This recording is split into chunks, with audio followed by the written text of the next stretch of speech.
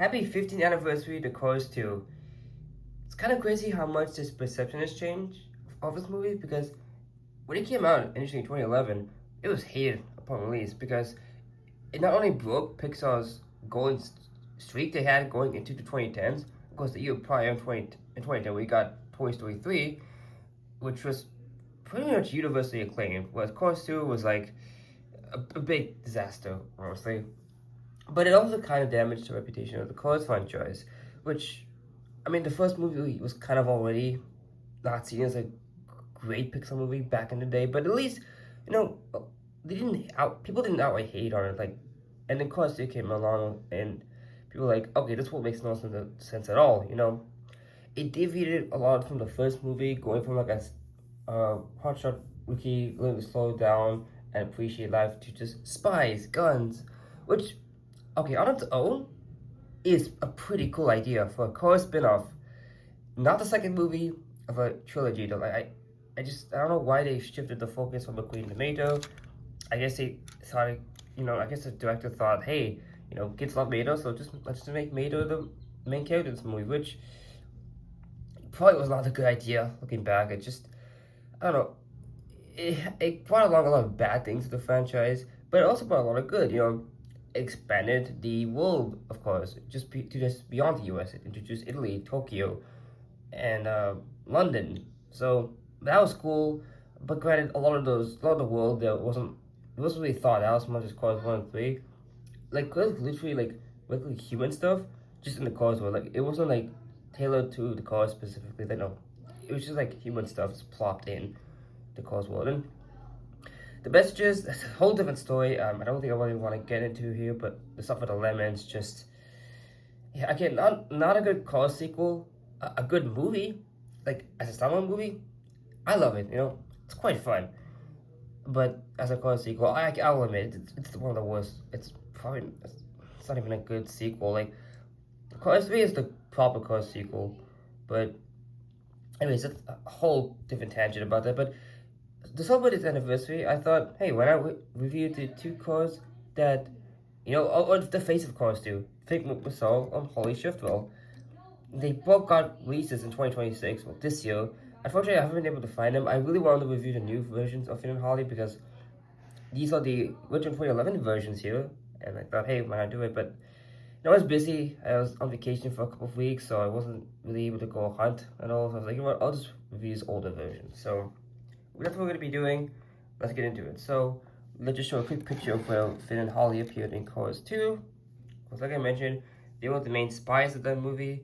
Finn McMissile was actually the first character we saw outside of Lily and Turbo, and then Holley later appeared in the Tokyo Party with Finn. So pretty cool. Now for the releases, they were released in 2011 along with all the other Cars 2 debut merchandise, and they were consistently released from like 2011 all the way up to 2016. They even got variants like, Finn got Palace Danger Finn. Holley got,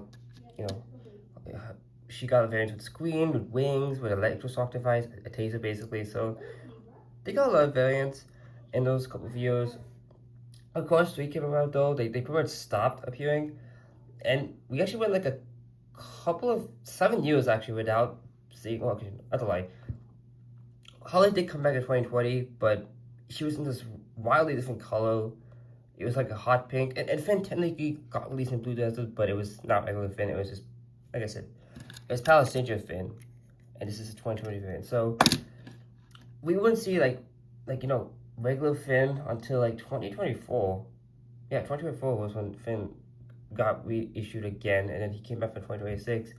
Holley we've seen a lot more recently. Like I said, in 2020, then she got a Cars 2 starter pack on Amazon.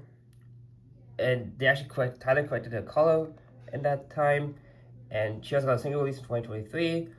But unfortunately, when China took over, they reverted back to this color. So yeah, Canada, but it's whatever. So let's see who's on Finn. I think Finn's the more iconic one. So he does have this pretty cool, confident expression. He does have a big, ugly mouth plate here, which, yeah, you can tell like the mouth plate is like a widely different color than the main, but the body doesn't have the sparkles. Fortunately, And thankfully, they actually fixed this in his later releases where he doesn't have the mouth plate. So that's why we want to get a replacement with Finn, because his mouth plate just looks so ugly. But whatever. We do have the McMissile logo with the cyber mirrors, which unfortunately on this one, these are actually my cousins that I got, so those actually broke off. Here's what they're actually supposed to look like. It's a power changer Finn. So there's that. We have his grill, his mustache, and we also do have the grappling hooks that he uses as weapons. He also has the headlights, which also act as weapons. He just have these nice silver wheels with the triangle shaped thing in the middle, which also acts as weapons. These 3.2, which basically activates his gun. The door handles. I think he is based off an Aston Martin, which is pretty cool. This solo, this nice sparkly paint. We have the logo here, which I think, yeah, it's the McMissile logo. And on the back, we have 314 FMCM. So I think 314 is supposed to be like Michael Caine's birthday, who voiced McMissile on Chorus 2, which is pretty cool that they did that. We have the grappling hooks. And he actually has a bumper plate as well, so a lot of pieces on this guy. Plastic pieces, that is. So yeah, but if you were to buy a version past post 2011, I think you would not have all these cracks. And here is the base. So 1651 EAA, so the 165th day of 2011 at the EAA factory. Pretty cool. Pretty cool. Let's do Holley. And actually, this is pretty special because I usually don't review two cars in the same video, but you know, I was like, you know what, if I review Finn, it's only right to include Holley, so that's why I'm doing both in the video. You know, she has a relatively neutral expression. I mean, it's okay, it doesn't really express her personality as well as I would have liked, but it's fine. Of course, this is the original color for her, like in this dark purple, which is not as accurate. I think it should be more of a lighter purple, but whatever. We do have her headlights and little dots here, which I think are weapons as well. These here mirrors, which are basically like little pocket dimension things. I don't know what they're called, but like she'd be able to see like what's going on there. So what's going on. Okay, we got the mouth plate, which honestly doesn't look as bad on her because at least the colors do match okay. But yeah, I know like with the Finn style, this is actually my own Holley I got in my childhood. I never got Finn when I was a kid, but Holley, this is my original one. She does have this black outline across her windshield, her nice wheels. Yeah, I must have really loved Holley as a kid because there's some cracks there. There's some like scuff marks on top. Very strange. We have the Holley Shiftwell logo, door handles. She does have this back bumper plate, which unfortunately I don't think she ever got like a full metal piece. I know they eventually dropped the mouth plate from her, but the back bumper plate I think remains. So that's a little disappointing, but again they do match it pretty well. So on that, I love her wheels. Very, very, very nice wheels. We have the H logo, which I think that's supposed to say Holley Shiftwell. And we have the Holley Shiftwell logo again, 10L, and HS1 201. So I think it's a reference to 201 is a reference to Mortimer, who plays Holley Shiftwell in Chorus 2. That's her birthday, and obviously HS is supposed to be Holley Shiftwell. So there's that. Size pretty much same. Here's the base. We do have the little annotations